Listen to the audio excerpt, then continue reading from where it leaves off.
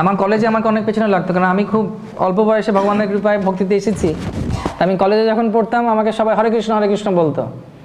সবাই কলেজের সামনে খুব বলতো, এই হরে কৃষ্ণ, এই ওই হেনা তেনা, কী বলে শাক পাতা খায়, এরকম বলতো। কিন্তু পরবর্তীকালে ওদের কোনো কিছু অসুবিধে হলো, কলেজ বয়সে কী আর অসুবিধা হবে, বুঝতে পারছেন তো, সব সম্পর্কের অসুবিধে।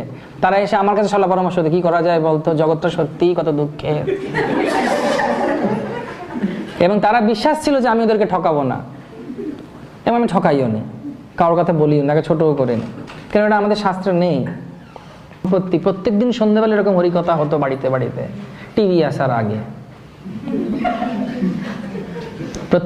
প্রত্যেক বিহার, উড়িষ্যা এবং বঙ্গে ভগবত টুঙ্গি ছিল, সেখানে এরকম হরিকথা হতো, প্রতিদিন বিকালবেলা কীর্তন হতো, এবং সবাই সেখানে এসে একত্রিত হয়ে আপনাদের মতো হরিনাম করত, কৃষ্ণ নাম করত।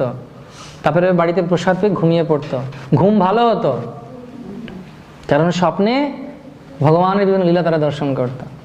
এখন সবাই উৎক্ষিপ্ত, রাগ ক্রোধ এই ওই, কেন সব টিভি সিরিয়াল সিনেমা নাটক যেগুলো দেখে সেগুলো সব হচ্ছে উত্তেজক, রাগ ক্রোধ। আমি অনেক আগে যে বাড়ি এসেছিলাম কিনা জানি না, বলেছিলাম কিনা, এটা বলে আমি শেষ করব। একজনের বাড়িতে গেছি, দেখি বাচ্চা ছেলেটা মানে অল্প বয়স্ক ছেলে, আর মেয়েটা খুব অসুস্থ, মানে খুব দুঃখের মধ্যে রয়েছে, খুব উদাস। তাই বললাম কি হয়েছে? বলছে অমুক অমুক একজনের ইয়াং ছেলে 30 বছর বয়স অ্যাক্সিডেন্ট হয়েছে। আমি যে বাপরে, খুব তো খারাপ খবর, 30 বছরের কী ব্যাপার? যে না, তার স্ত্রীও আছে, সে গর্ভবতী।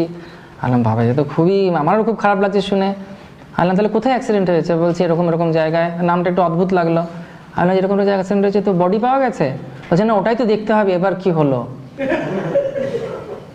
আলাম মানে কোথায় অ্যাক্সিডেন্ট হয়েছে? বলছে না, টিভি সিরিয়ালে হয়েছে এটা।